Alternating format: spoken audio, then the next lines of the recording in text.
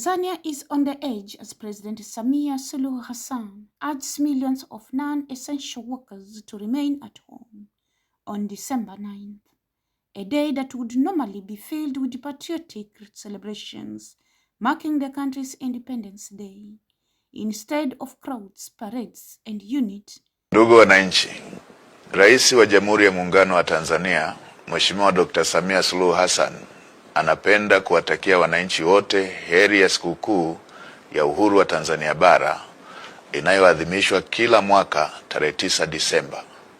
Aidha, serikali inawashauri wananchi wote ambao tarehe 9 Disemba 2025 hawatakuwa na dharura kuitumia siku hiyo kwa mapumziko, hivyo kusherehekea siku hiyo wakiwa nyumbani, isipokuwa kwa wale ambao majukumu yao ya kazi yanawataka kuwepo katika vituo vyao vya kazi kama ambavyo wataelekezwa na viongozi wao.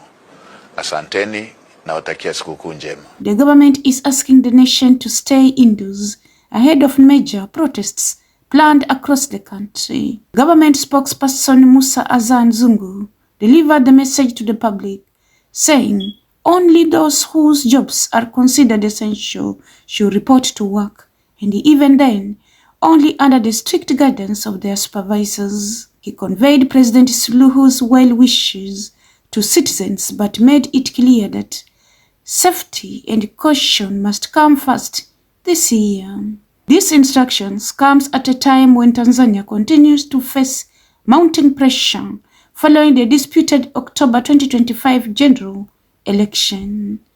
Protests have erupted in multiple regions, with demonstrators demanding justice for hundreds of people believed to have been killed by security forces during the violent crackdown that took place on October 29th.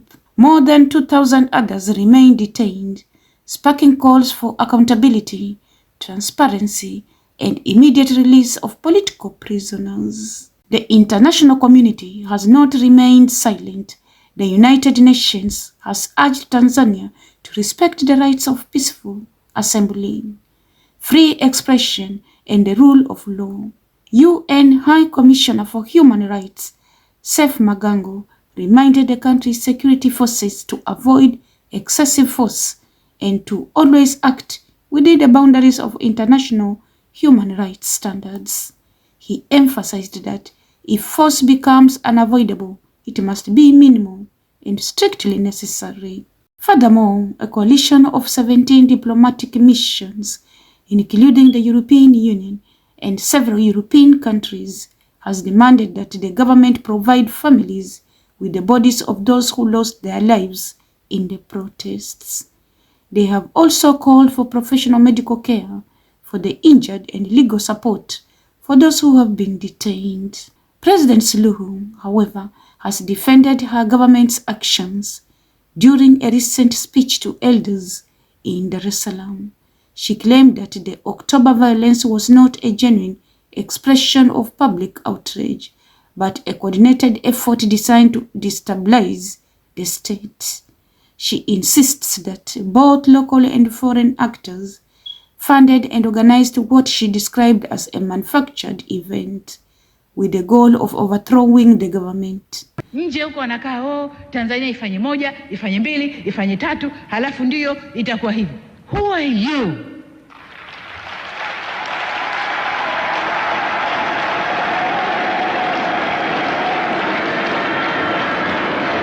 Niwaulize ndugu zangu, niwaulize, kwao hayatokei? Kwao hayatokei? Tumenyanyua sauti sisi kusema ya kwao. Wanadhania bado wao ni masters wetu, ni wakoloni kwetu. Kitu gani? Ni fedha chache wanayotugaia. Ni fedha chache wanayotugaia. Na fedha yenyewe sasa hivi haipo. Tunafanya biashara, wao wapate na sisi tupate. Ndipo tunaposimamia. She has made it clear that the state could not simply watch such a plan unfold without responding. The atmosphere is tense. A day once meant to celebrate freedom has instead become a test of national resilience and political accountability. Citizens remain hopeful for peace, but anxious about what tomorrow may bring. The world is watching closely, and Tanzania stands at a crucial crossroads as calls of justice grow louder than celebrations. Follow us for continuous updates as events unfold.